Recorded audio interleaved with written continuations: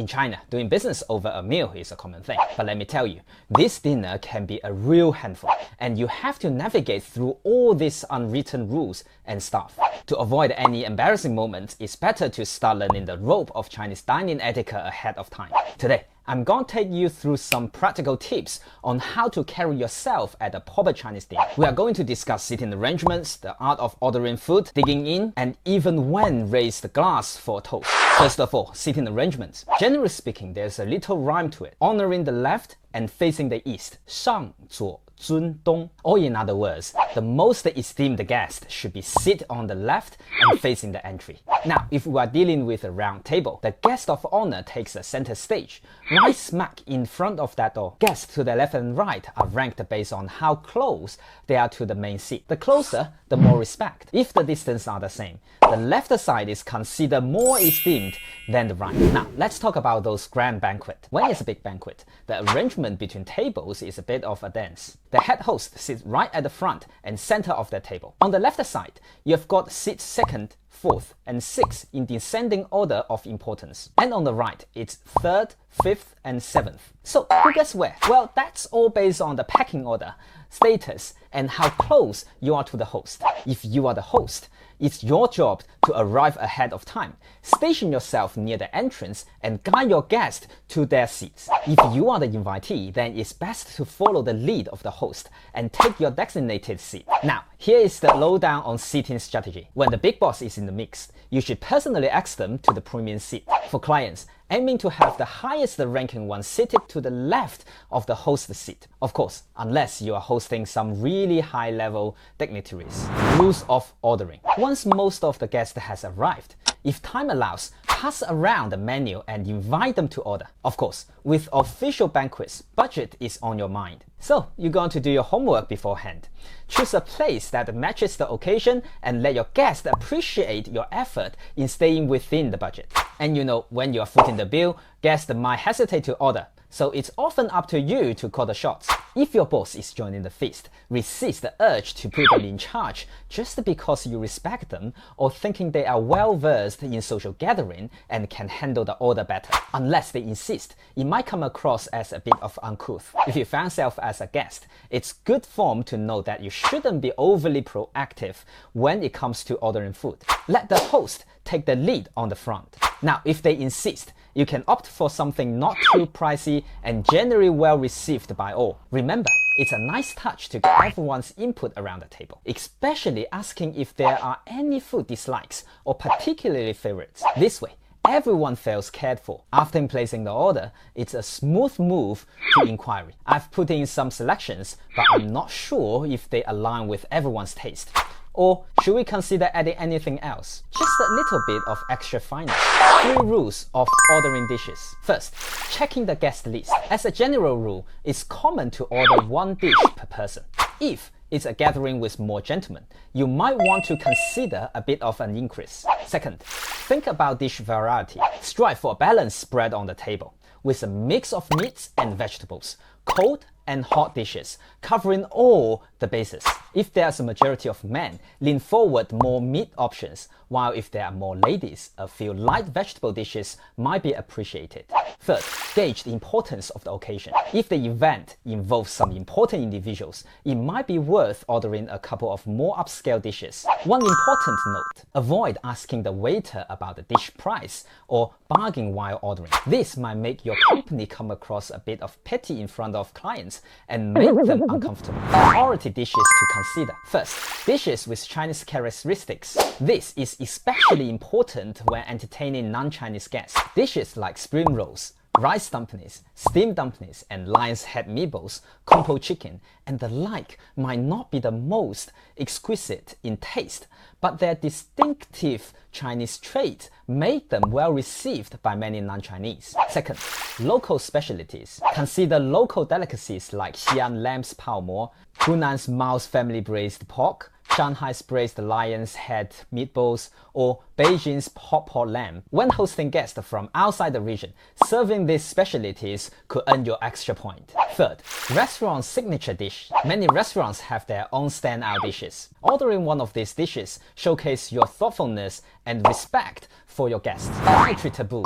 Religious dietary restrictions. It's crucial not to overlook religious dietary restrictions. For instance, Muslims usually avoid pork and alcohol. Certain Buddhists in China refrain from strongly flavored food, including not just the meat, but also pungent ingredients like onions, garlic, chives, and mustard. Health-based restrictions. Some foods might be avoided due to health reasons. Basic examples including sugary foods for diabetes, more vegetables for those with high blood pressure or cholesterol, and restriction for people with gout. Occupational restrictions. Certain professionals have their own unique dietary restrictions for various reasons. For instance, government officials are typically restricted from accepting meals when on official duty or indulging excessively during official banquets. They are also prohibited from consuming more than the standard meal amount set by the state and from drinking strong alcohol. Similarly,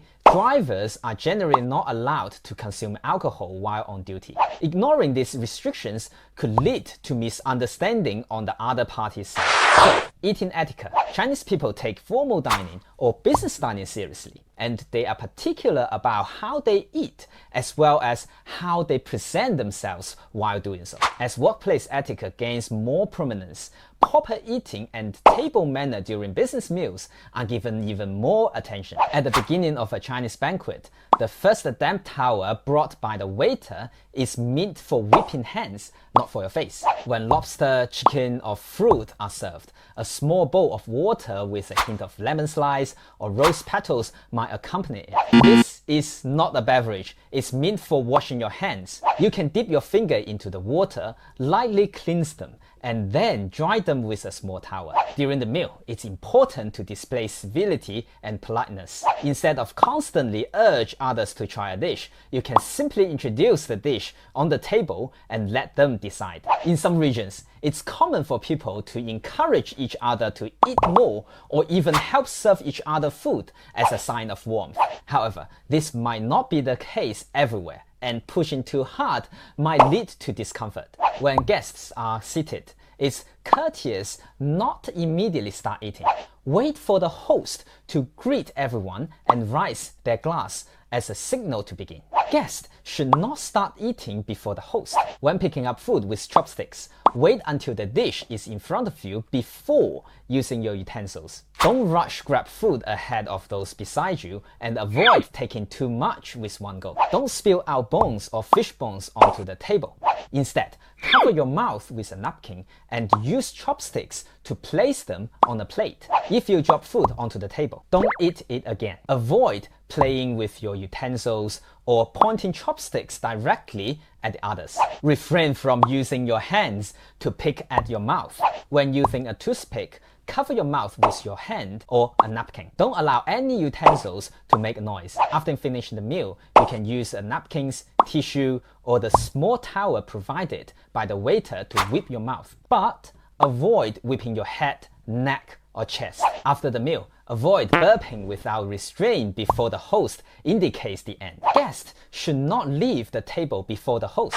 Fourth, cheers and toasts. As the saying goes, the more you drink, the better it gets. However, there's a lot of fineness to be had at the drinking table too. Here's a rundown for some nitty-gritty details you simply can't overlook when raising a glass. 1. Wait for leaders to toast each other before it's your turn. When offering a toast, always stand up and hold your glass with both hands. Second, it's alright for multiple people to toast one person, but avoid being the one to toast multiple people unless you are in the leadership position. Third, when toasting others, if you don't click glasses, you can decide how much to drink based on the situation. For instance, consider the other person's tolerance and attitude towards alcohol. Just remember, not to drink less than the other person as you are toasting them, after all. 4. When toasting others and you clink glasses, a simple, I will finish my drink, you go at your own pace. Show a gracious attitude.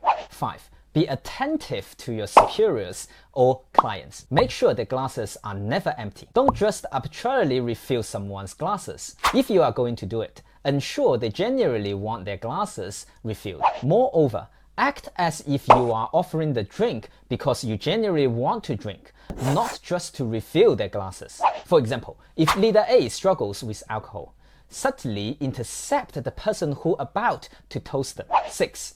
When lifting your glasses, hold it with your right hand and support the bottom with your left hand. Remember, your glass should always be lower than the others. If you are in a leadership position, exercise some tact and don't hold it too low. After all, how can you lead from below? 7th, if there are no prominent individuals present, it's best to clink glasses in a clockwise order, avoiding favoritism. 8. When clinking glasses and toasting, a few words are in order. Otherwise, someone might wonder, why should I drink your toast? 9. Business talk should be avoided on the table. Once everyone's had a good drink, business matters will naturally fall into place. Everyone will have a mutual understanding. Otherwise, people won't be so open to have a drink with you. Remember, as a guest, it's impolite and disrespectful to outshine the host in toasting. China's drinking culture is vast and intricate, and this is just a shadow discussion. If the opportunity arises, we can discuss this further. In summary, navigating the waters of Chinese formal dining etiquette is not small feat. Whether it's sitting arrangements, ordering dishes, eating with fineness, or raising a toast, there is a myriad of unspoken rules and subtle gestures that can make or break the impressions you leave behind. From the way you sit to how you clean glasses, it's all part of the dance of respect, hospitality, and cultural awareness. Next time you find yourself in a grand Chinese feast, remember these pearls of wisdom. Whether you are a guest or the host, a smooth operator at the dining table can speak volumes about your professionalism and courtesy. From choosing the right dishes to knowing when to offer a toast, it's all about striking the right balance between traditions and modernity. So, if you like this video, please click the like button and subscribe to the channel. And if you would like to know more about Chinese culture, please click this video. And I will see you next video. Bye.